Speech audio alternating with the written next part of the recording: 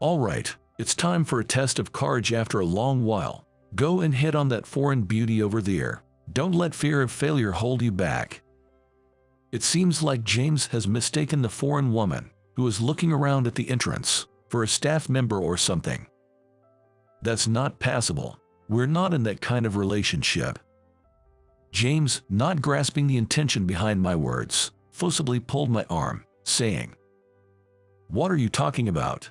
This is exactly the time to go for broke." And so, he dragged me over to her, but upon noticing me, she raised her hand and headed our way. "Mr. Johnson, I've been looking for you." "What? My name is Michael Johnson.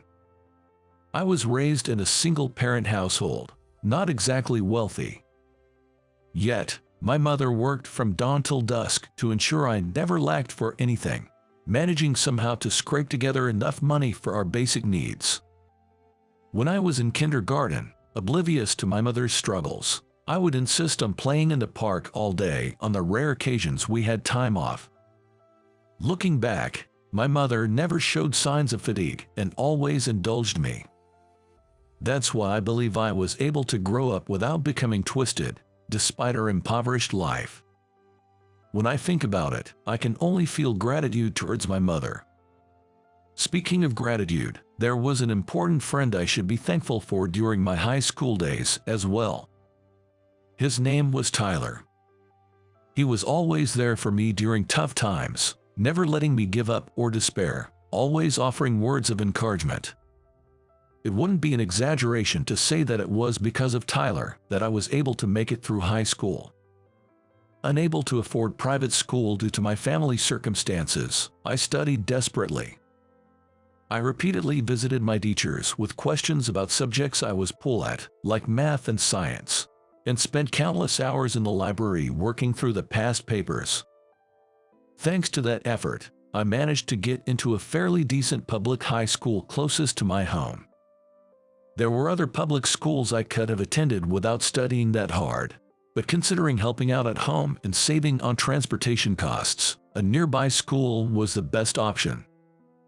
Additionally, the high school officially prohibits part-time jobs, but it was confirmed that exceptions could be made for family circumstances upon application.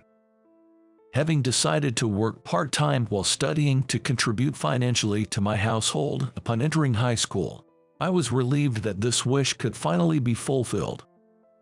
Upon entering high school, I was worried about making friends, but that fear was unfounded. By chance, Tyler was in the same class, sitting right in front of me. A simple greeting led to us naturally spending more time together. Tyler had a similar vibe to me, not the type to lead or unify a class, which made me feel at ease. As I was finally getting accustomed to school about a month into my enrollment, I became a target. James, who was somewhat of a leader in our class, seemed to have pegged me as a perfect victim for his teasing. "Hey, Michael, right, you always seem to be eating such pitiful meals, and your lunch is always the same too." Around the middle of lunch break, James, along with his entourage, started hassling me and Tyler. James stood at the pinnacle of the class's social pyramid, having taken charge of various things since the beginning of the school year. While everyone was still tentatively getting to know each other, James quickly emerged as a leader, gathering the more outgoing members of the class. I, fully aware of my place at the bottom, had never spoken to James's group. So, it was a surprise when he suddenly started talking to me. I was bewildered and unable to respond. James's comments drew reactions from the entire classroom. Classmates looked at me, then at my lunchbox. Their stares were painful and embarrassing. "Come on, say something. It's like I'm bullying you unilaterally here."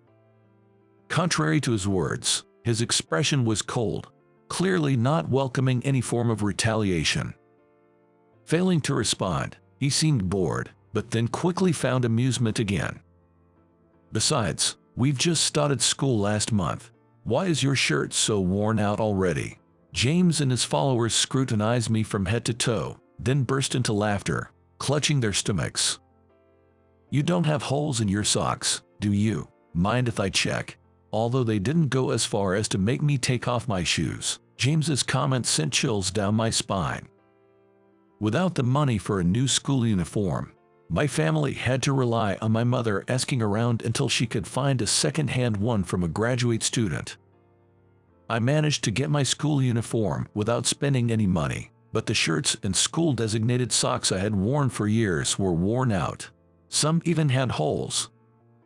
I was used to wearing hand-me-downs that were falling apart since elementary school, but that led to me being teased in the later grades of elementary school.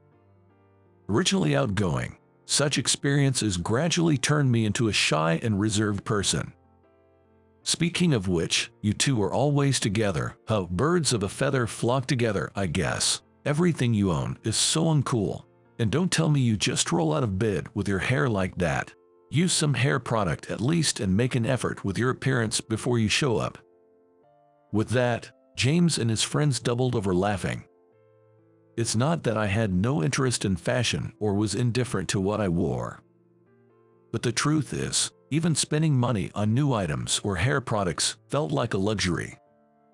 I bit my lip in frustration, but of course, I couldn't talk back. You shouldn't worry about him. He just wants to stand out. It's much more troublesome if you react strangely and entertain him. Tyler's words were the only solace I had.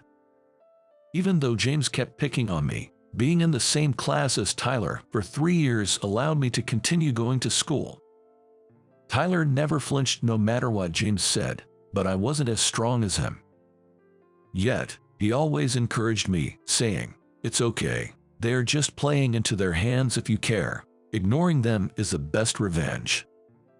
With Tyler at school, I could endure anything. The hard times were when I was alone.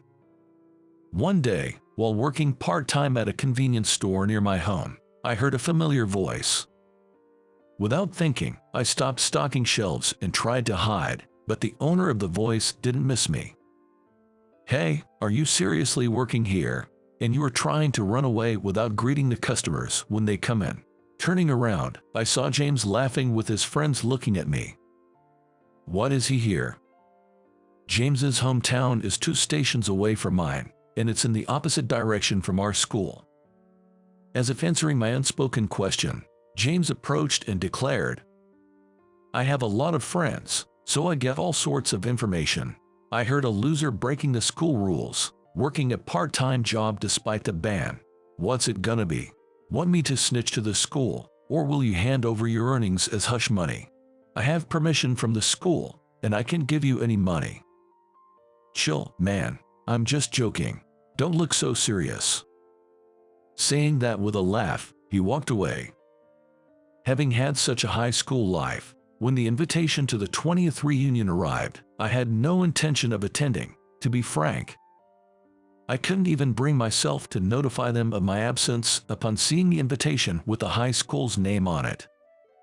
So I just ignored it, eventually forgetting about the reunion invitation altogether. Then, one day, a familiar name appeared on my cell phone. I excitedly answered the call. "Tyler, it's been a while. How have you been?" "I've been good. How about you?" We had occasionally kept in touch after graduating from high school, but I started working right after graduation, and Tyler was busy with university studies and probably made new friends in a new place. Gradually, we stopped contacting each other. Hearing Tyler's voice after such a long time made me genuinely happy. After catching up, Tyler brought up the main topic. "By the way, you received the reunion invitation, right? Have you replied yet?"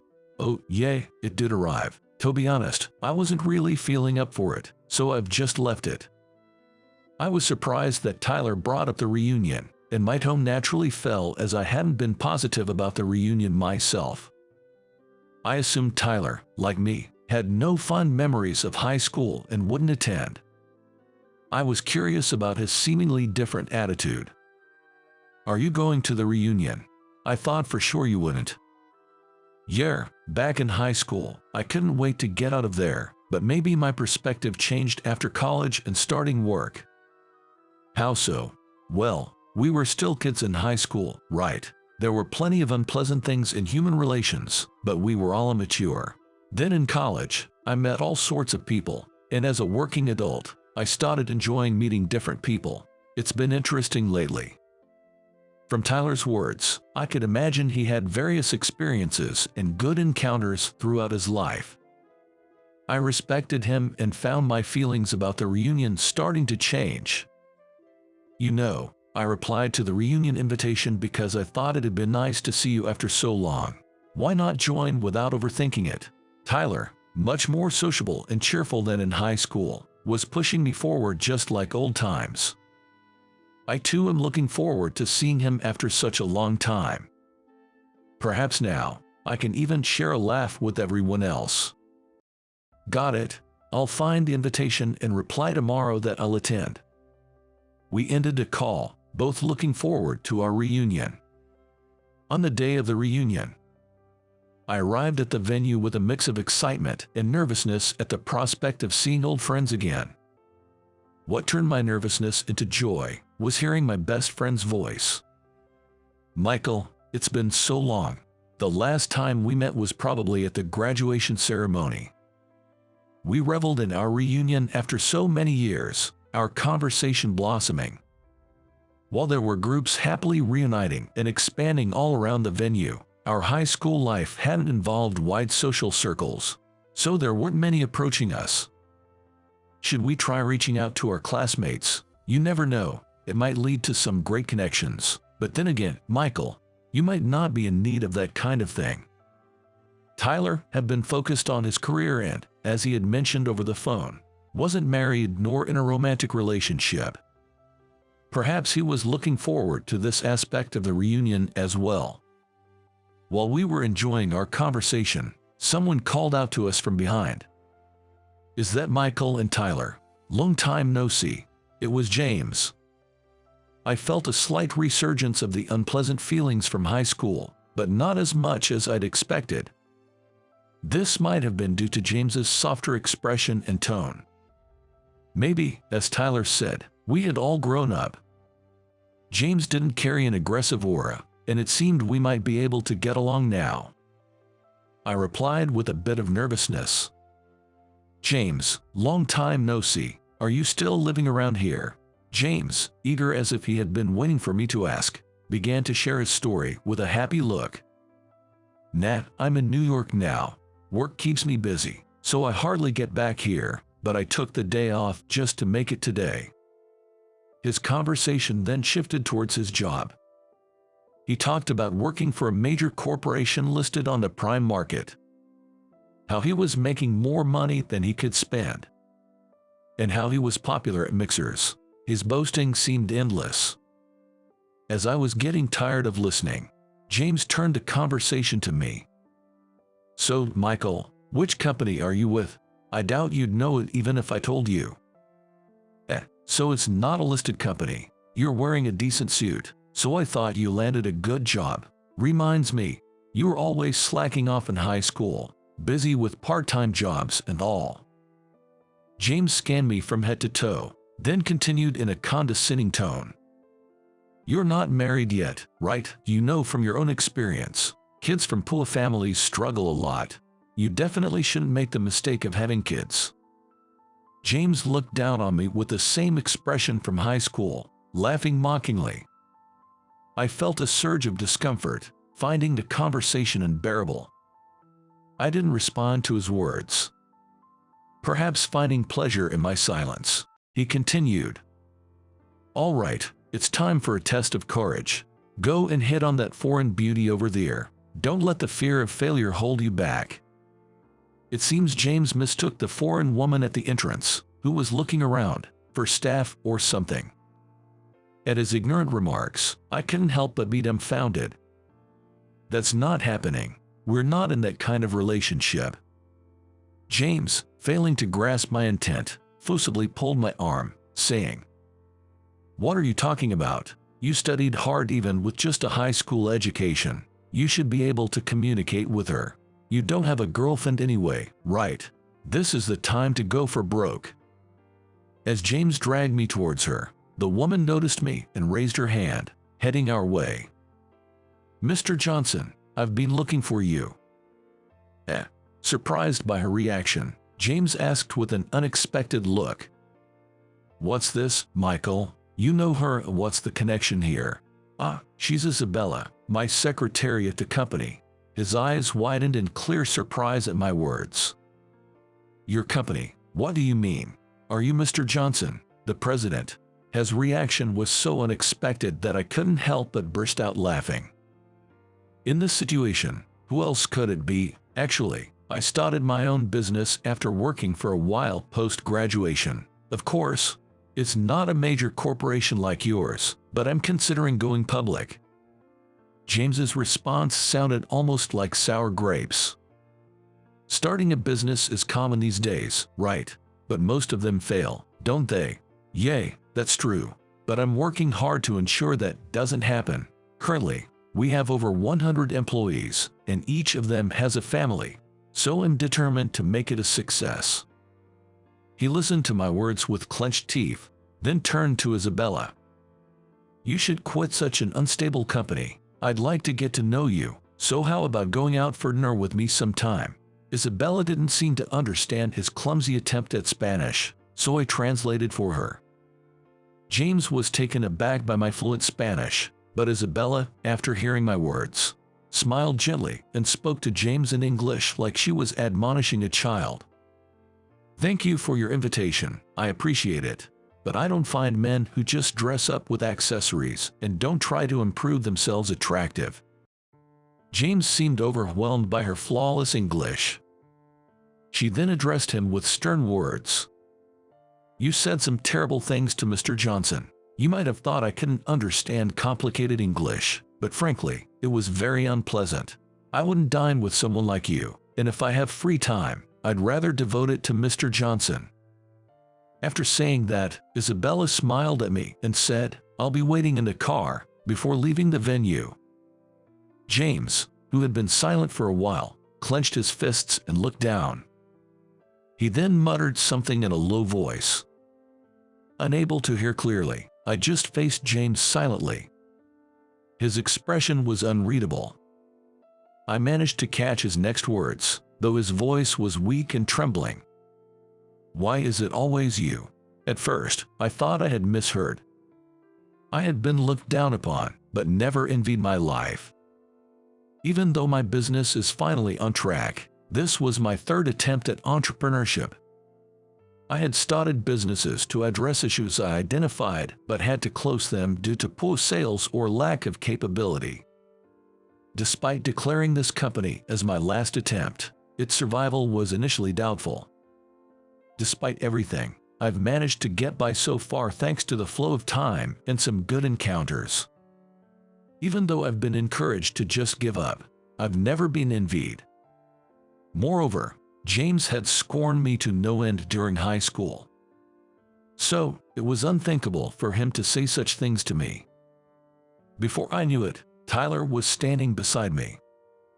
He looked at James with a puzzled expression.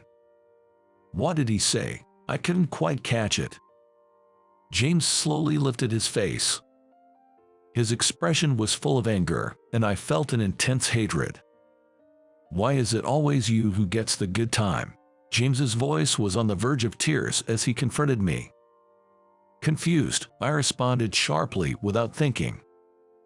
Good time. Sorry, but you treated me horribly. Remember, I won't let you forget that. Do you have any idea how miserable you made me feel?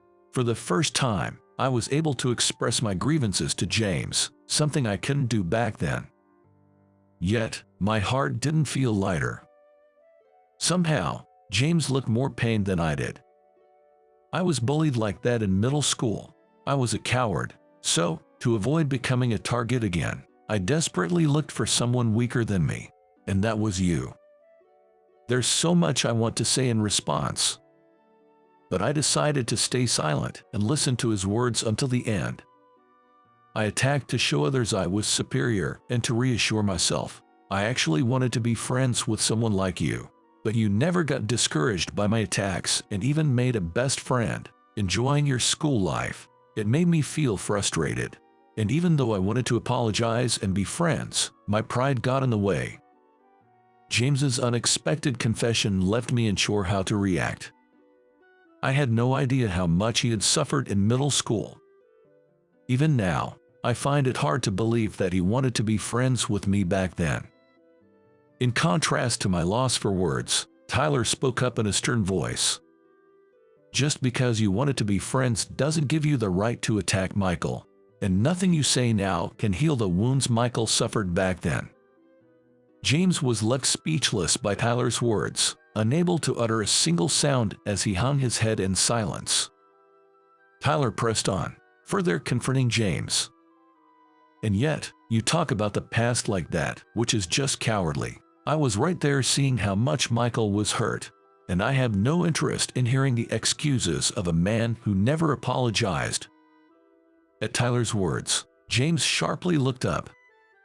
I wanted to apologize today, but seeing you in a nice suit and seemingly more successful than me, jealousy got the better of me, James said, looking down again. Hearing this, I shared my own thoughts. I've always envied you, James, for your leadership and influence. I often thought how fun school life would have been if I could have been friends with someone like you. I wanted to be friends, but I thought someone like me could never be, especially since you were always picking on me. If we had understood each other's feelings, we probably could have been good friends. Though I intended to keep the conversation light, I ended up tearing up. I could hear James sniffling too. We can go back to the past, even if we wish to. Both Tyler and I suffered a lot during our high school days, and James, carrying the baggage from his middle school experiences, repeated his mistakes in high school. A heavy silence enveloped us, broken by Tyler. A lot of time has passed since then. We've all grown up. Maybe we can get along now. Though I wouldn't be too happy to see you two becoming close. Prompted by Tyler's words, James and I exchanged glances. Then, James turned to both Tyler and me and offered a deep apology. Michael, Tyler, I'm truly sorry. I made a terrible mistake. If you can forgive me, I'd like to be friends, despite everything. Tyler and I exchanged glances, then nodded together. We shook James's hand firmly, accepting his apology. The reunion became a turning point, and the distance between James and us significantly closed. After the reunion, the three of us regularly met to catch up and enjoy a drink together. One day, I brought up a concern I had. I've got something I've been worried about. Don't be so formal, just spit it out. Both James and Tyler listened casually as they sipped their drinks. Gathering my courage, I blurted out to both of them, my face turning red. There's someone I'm interested in. It's Isabella, the secretary you both met, but I've never really been in a serious relationship before, so I don't know what to say. At my serious inquiry, Tyler burst into laughter. James looked at me with an incredulous expression. Come on, I'm seriously worried here, but I guess someone like me doesn't stand a chance, right? What are you talking about? I'm not exactly a ladies' man either, but even I can tell. Deflated by Tyler's words, I slumped my shoulders. Seeing me like this, James spoke up, seemingly amused. You're misunderstanding something. Even from that brief moment at the reunion, it was clear that Isabella has feelings for you. James and Tyler then began to grill me, asking detailed questions about my interactions with Isabella. Sure, Isabella and I often went out for meals, and there was a fair amount of physical touch between us. I had thought it was just part of our working relationship and cultural differences. But according to them, I might have been mistaken. You're hopeless. I'll teach you step by step, so make sure you properly ask her out on a date next time, James said. Thanks, I'm counting on you, bro. I realized I had the best friends anyone could ask for. As we shared drinks, I felt truly grateful from the bottom of my heart. Years have passed since then. The three of us met up again, stylishly dressed in suits just like we were at the reunion. You look tense. You should be proud at a time like this, James remarked. Exactly. You've never looked better, Tyler added. As I was the only one feeling stiff, The three of us chatted and laughed until a staff member from the venue approached us. "I'll be going then. Please take care of things today." Parting from the two, I made my way to the dressing room. Today is my wedding with Isabella. Taking James's advice into account, I confessed to Isabella. Our relationship smoothly progressed from there, and I was even successful in my proposal. These happy days would never have come without James and Tyler's support. From now on, I'll build a new family and work even harder in my job. There might be times when I hit a wall, but that's okay, because I have best friends who will support me whenever I'm in trouble.